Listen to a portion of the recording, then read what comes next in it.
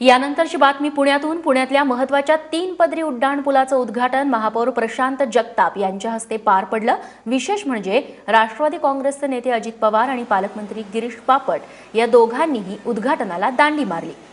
Patil estate ते Sancheti hospital असा हा उड्डाणपूल आहे।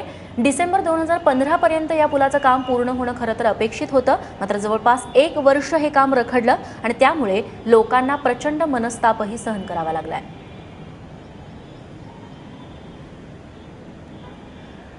पुण्यातील वाहतूक कोंडीवरती, वाहतुकीच्या समस्येवरती गेली काही वर्ष फ्लायओव्हर्स अर्थात उड्डाण पूल हे उत्तर म्हणून शोधलं जात आहे।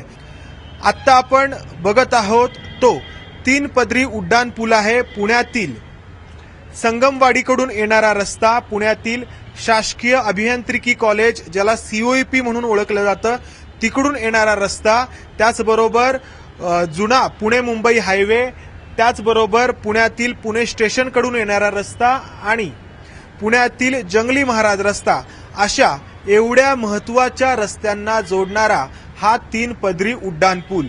या उड्डाण पुलाचं काम सुरू झालं होतं डिसेंबर 2012 मध्ये आणि ते पूर्ण होणं अपेक्षित होतं डिसेंबर 2015 मध्ये, परंतु आतापर्यंत या 3 पदरी पुलापैकी फक्त 1 पदर सुरू झालेला आहे।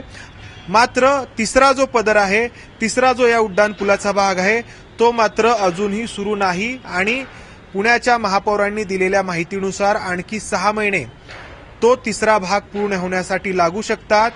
मात्र एवढी वर्षानुवर्ष इथलं हे काम चालल्यामुळे इथं मोठ्या प्रमाणात वाहतूक कोंडी होते, खास करून सकाळच्या वेळी 8:30 ते 11 वाजेपर्यंत आणि त्यानंतर संध्याकाळच्या वेळी या ठिकाणी मोठ्या प्रमाणात वाहतूक कोंडी होते। तिसरा पदर अजूनही सुरू नाहीये, त्यामुळे आणखी काही महिने तरी नक्कीच पुणेकरांना या भागातून प्रवास करताना वाहतूक कोंडीचा सामना करावा लागणार आहे। कॅमेरामन अमोल गवळेसह मंदार गोंजारी, ABP माझा, पुणे।